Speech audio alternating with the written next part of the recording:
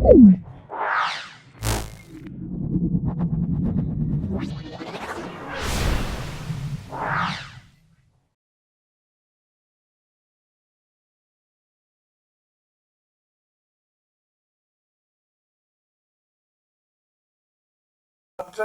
Kedarnath institution. Santragachi Kedarnath institution, এখানে মোট 50 নম্বরের প্রশ্ন আছে। আমরা ভৌতবিজ্ঞানের পোর্শনটা 30 নম্বর আর জীবন বিজ্ঞানের পোর্শনটা 20 নম্বর। চলে এসো একটি ঈশ্বর স্বচ্ছ মাধ্যমের নাম। ঈশ্বর স্বচ্ছ মাধ্যম কাঁচ বলবো, ঘষা কাঁচ আমরা বলবো। ঈশ্বর স্বচ্ছ মাধ্যম ঘষা কাঁচ বলবো। বিক্ষিপ্ত প্রতিফলন উদাহরণ, বিক্ষিপ্ত উদাহরণ আমরা বলবো দেয়াল বলবো, ঘরের দেওয়াল বলবো, এটা বিক্ষিপ্ত প্রতিফলন। তারপর দেখো চুম্বক দৈর্ঘ্য, চুম্বকের জ্যামিতিক দৈর্ঘ্যে কত গুণ। দেখো চুম্বক দৈর্ঘ্য চুম্বক জ্যামিতিক দৈর্ঘ্যের 0.86 গুণ। তাহলে আমরা কত বলবো? 0.86 গুণ। তারপর চলে এসো তড়িৎ চুম্বকের একটি ব্যবহার লিখতে বলছে। চুম্বকের ব্যবহার আমরা বলবো লাউড স্পিকারে ব্যবহার করা হয়, সাইকেলে ডায়নামোতে ব্যবহার করা হয়। এটা আমরা টেক্সট বই 47 পেজে পেয়ে যাব। ফিলামেন্ট, বাল্বের ফিলামেন্ট কী দিয়ে তৈরি হয়? টাংস্টেন ধাতু দিয়ে।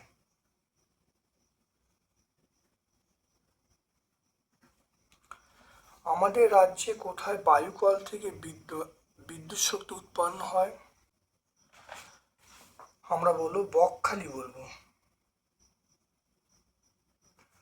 বকখালি। পরিবেশ, তারপর চলে এসো পরিবেশ বান্ধব শক্তি বলতে কি বোঝে। দেখো পরিবেশ বান্ধব শক্তি অর্থাৎ এখানে যে প্রকার শক্তি পরিবেশ এবং জীবজগতে অপেক্ষিত কম এবং কম ক্ষতি সাধন করে, শেষ হয়ে যাওয়ার সম্ভাবনা নেই বললেই চলে, তাকে পরিবেশ বান্ধব শক্তি বলে। যেমন আমরা বলবো সৌরশক্তি, বায়ু শক্তি, জৈব শক্তি, এগুলো পরিবেশ বান্ধব শক্তি।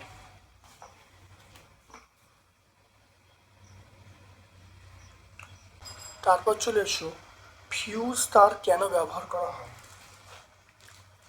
এখানে ফিউজ তার অনেকবার হয়েছে, কেন ব্যবহার করা হয় এটা পড়লেই হয়ে যাবে, তোমরা পেয়ে যাবে টেক্সট বই 61 পেজে পেয়ে যাবে। বর্তমানে বাজারে এলইডি লাইট বেশি পরিমাণে ব্যবহার হচ্ছে কেন?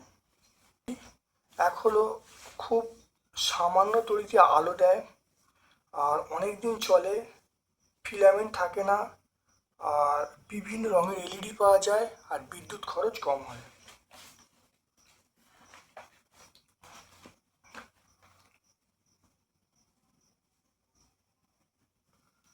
একটি মুক্ত বর্তনীর চিত্র আঁকতে বলছে। একটি মুখটা হলো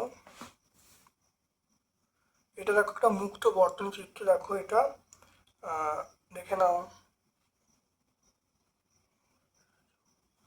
এটা একটা মুক্ত বর্তনী চিত্র, দেখো এর মধ্যে কারেন্ট যাচ্ছে না, কারণ এখানে দেখো সুইচটা খোলা আছে, তো এটা একটা মুক্ত বর্তনী চিত্র।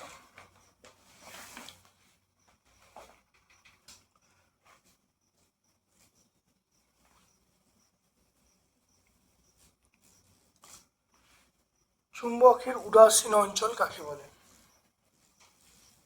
চুম্বকের মাঝখানে যেখানে আকর্ষণ ক্ষমতা নেই তাকে উদাসীন অঞ্চল বলবো। চুম্বকের মাঝখানে যেখানে আকর্ষণ ক্ষমতা নেই বললেই চলে, তাকে আমরা উদাসীন অঞ্চল বলবো। তোমরা সংজ্ঞাটা লিখে নেবে, আমি টেক্সট বই 42 দিয়ে রাখছি, কিন্তু সংজ্ঞাটা নেই বই। বর্ণালী কাকে বলে? দেখে নাও বর্ণালী কাকে বলে। সাদা আলোর যে 7টি বর্ণকে একত্রে, সাদা 7টা আলোর পটিকে আমরা বর্ণালী বলবো। আমরা টেক্সট বই 35 পেজে পাবো। চলে এসো চৌম্বক দৈর্ঘ্য, বলবো যে উত্তর ও দক্ষিণ মেরুর সংযোজক রেখাংশের দৈর্ঘ্য, এটা এটা বলবো। সৌরকোষ আমরা ব্যবহার করব সোলার কুকারে। প্রাকৃতিক বর্ণালী আমরা রংধনু বলবো। তারের পাক সংখ্যা বৃদ্ধি করলে তড়িৎচুম্বকের শক্তি বৃদ্ধি পাবে। আর এলইডিকে আমরা বলবো তড়িৎ শক্তি আলোক ও তাপ শক্তি রূপান্তর করবে। এরপর দেখো সঠিক উত্তর নির্বাচন করতে বলছে। সমতল দর্পণের সঙ্গে লম্বভাবে আলোক রশ্মি আয়নায় আপতিত হলে প্রতিফলন কোণের মান কত হবে? আপতন কোণ 0°, প্রতিফলন কোণ 0°। চুম্বকত্বের নিশ্চিত প্রমাণ সেটা হয়তো শুধুমাত্র বিকর্ষণ ধর্মের সাহায্যে বোঝা যায়।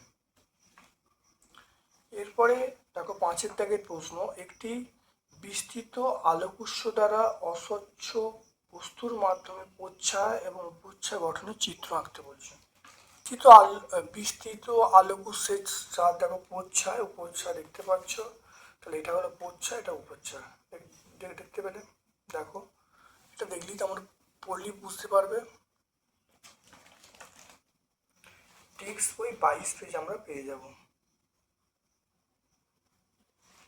সুচিত্র ক্যামেরার দুটো বৈশিষ্ট্য দেখে নাও। শিখা থেকে যত দূরে সরাবে প্রতিক্রিয়া ছোট হবে। শিখাকে ছিদ্রের কাছে এলে প্রতিকৃতি বড় হবে।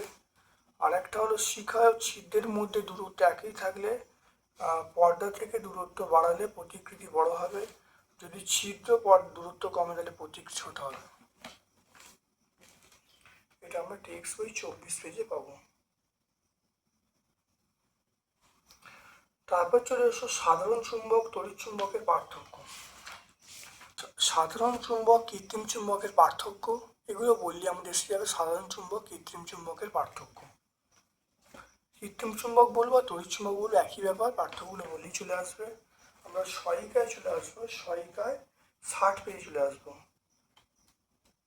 S60। এরপর দেখো জৈব বর্জ্য থেকে কিভাবে জ্বালানি উৎপন্ন করা হয়। জৈব বর্জ্য থেকে কিভাবে জ্বালানি উৎপন্ন করা হয় আমরা এই পয়েন্টটা বলবো। এখান থেকে বলে দেবো, এটা বলে দেবো। এই কঠিন থেকে শুরু করে উৎপন্ন হয় পর্যন্ত বলে উত্তর চলে আসবে। 97 পেজে পেয়ে যাব। প্রাইমারি সেল এবং সেকেন্ডারি সেল কাকে বলে? দেখো প্রাইমারি সেলের সংজ্ঞাটা টর্চের ভেতরে যে সেল থাকে রাসায়নিক পদার্থের ব্যবহারের ফলে রাসায়নিক শক্তি বিদ্যুৎ শক্তি রূপান্তর একবার প্রাইমারি সেল বলবো। আর সেকেন্ডারি সেল আমরা বলবো, দেখো সেকেন্ডারি সেল বলবো গাড়িতে যে শক্তিশালী ব্যাটারি ব্যবহার করা হয় সেটি 6টি বা তার বেশি সেল নিয়ে তৈরি, তাদেরকে আমরা সেকেন্ডারি সেল বলবো।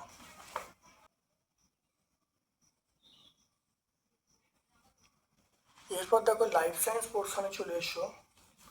মূলরোম হলো, দেখো মূলরোম হলো এককোষী, দেখতে পাচ্ছ? তাহলে আমরা বলবো মূলরোম হলো এককোষী। কাণ্ডের যে অংশ থেকে পাতা শাখা বের হয় তাকে আমরা পর্ব বলবো। ফুলের যে অংশটা ফলে পরিণত হয় দেখো ডিম্বকের ডিম্বাশয় ফলে। তাহলে ফুলের, তাহলে দেখে নাও ফলে পরিণত হচ্ছে ডিম্বাশয়। আমরা বলবো ডিম্বাশয় ফলে। মিট ভেদি আমরা বলবো তেঁতুল। যেখানে আমরা টেক্সট এটা পড়ে নেবো। এখানে দেখো মিট ভর্তি, মিট ভেদি অঙ্কুরোদ্গম আছে।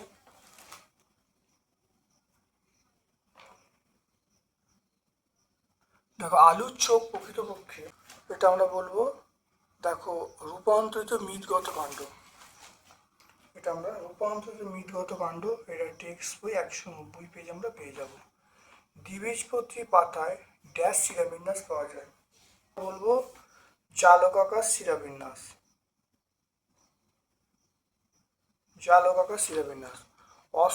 অশস্যল বীজে ভ্রূণের খাদ্য রাখবে। অশস্যল বীজ হলো আমরা বলবো মটর গাছ, তাহলে বীজপত্রে জমা থাকে। আর শস্য হলো আমরা বলবো শস্যে জমা থাকে। তাহলে আমরা কি বলবো? অশস্যল বীজ হলো মটর, তাহলে মটর হলো অশস্যল বীজ। এর খাদ্য জমা থাকে বীজপত্রে, তাহলে আমরা বলবো বীজপত্রে।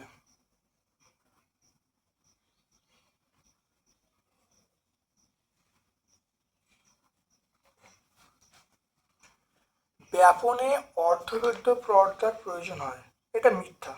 ব্যাপনে অর্ধবেদ্য পর্দার কোনো প্রয়োজন হয় না। স্কুটেলাম একবীজপত্রী বীজের বৈশিষ্ট্য।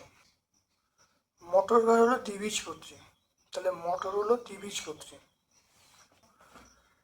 ভুট্টা হলো, দেখে নাও, ভুট্টা হলো দেখো ভুট্টা হলো একবীজপত্রী। আর স্কুটেলাম দেখা যায়, দেখো স্কুটেলাম দেখা যায়, দেখে নাও স্কুটেলাম মটর ভুট্টা বীজে। এটা সত্য বলবো, এটা আমরা সত্য বলবো। দেখো ফুলের স্ত্রীস্তবকের এককের নাম কি? আমরা বলবো স্ত্রীস্তবক এককের নাম আমরা কি বলবো? ডিম্বাশয় বলবো। স্ত্রীস্তবকের এককের নাম আমরা বলবো ডিম্বাশয়।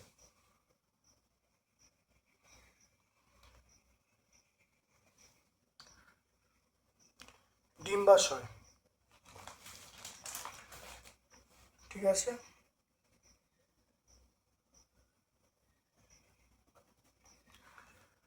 বীজত্বকের বাইরের স্তরটি কি বলা হয়? দেখো বাইরেকে বলা হয় বহিত্বক বা টেস্টা, তাহলে বহিত্বক বলবে।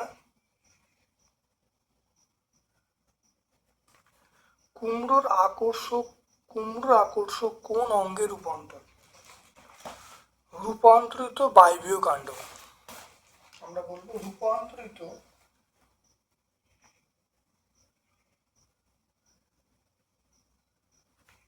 বায়বীয় কাণ্ড, রূপান্তরিত বায়বীয় কাণ্ড। আচ্ছা, কোনটি কাণ্ড কোনটি কাণ্ড নয়?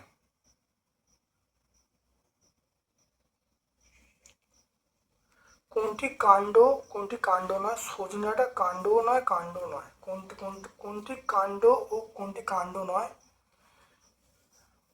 এটা আমরা বলবো সজনে ডাঁটা। স্তম্ভমূল ঠেসমূল দেখা যায়, এটা এমন একটা গাছের নাম, এটা বট বলবো, বট গাছ। তারপরে দেখো পার্থক্য করতে হয়, স্বপরাগযোগ ইতর পরাগযোগের পার্থক্য করতে বলছে। অনেকবার হয়েছে, এটা বহুবার হয়েছে, ভালো দেখে নেবে।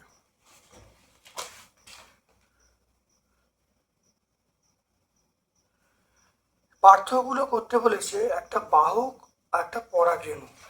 তাহলে আমরা প্রথমটা বলবো, এই প্রথম দুটো পয়েন্ট বললেই হয়ে যাবে। তারপরে দেখো মূলত্রের দুটো কাজ দেখে নাও। এক নম্বর হলো মূলত্র মূলের অগ্রভাগে মাটির ঘর্ষণিত আঘাত থেকে রক্ষা করে। নাম্বার 2 হলো মূলত্র থেকে এক প্রকার পিচ্ছিল রস বেরোয়, যা মূলকে সহজেই মাটির ভেতরে প্রবেশ করতে সাহায্য করে। দুটো কাজ পেয়ে যাব, এটা আমরা সহায়িকা 261 পেজে পাবো।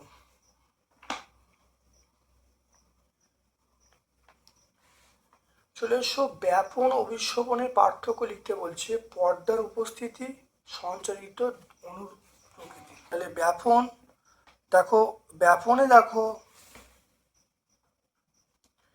ব্যাপনে দেখো অর্ধবৃত্ত পর্দার প্রয়োজন নেই, অভিশোভনের প্রয়োজন আছে।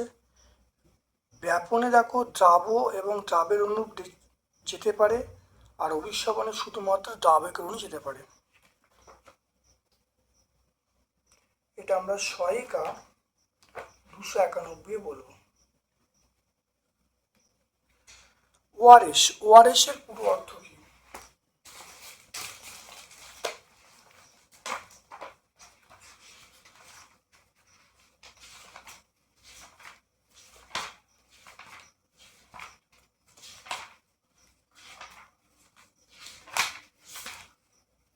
ওআরএস দেখো ওরাল রিহাইড্রেশন সলিউশন, এটা আমরা টেক্সট বই 224 পেজে পাবো।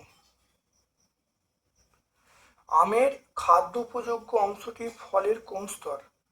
আমের খাদ্য উপযোগ্য অংশটি ফলের কোন স্তর?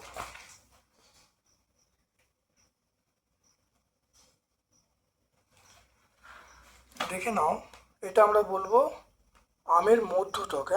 ফলত্বকের মধ্যে মধ্যত্বক। এটা আমরা কোন কোন স্তর বলবো? মধ্যত্বক বলবো, হ্যাঁ? মধ্যস্তর মানে ফলত্বকের মধ্যে মধ্যস্তর। এটা আমরা টেক্সট বই 200 পেজে পেয়ে যাব। তাহলে আজকে আমরা সাঁতরাগাছি কেদারনাথ ইনস্টিটিউশন সম্পূর্ণ সলভ করলাম। ভিডিওটা কেমন লাগলো কমেন্ট সেকশনে কমেন্ট করবে। যদি ভালো লাগে লাইক করবে, চ্যানেলটাকে সাবস্ক্রাইব করবে, বেল বাটনে ক্লিক করে দেবে। Thank you.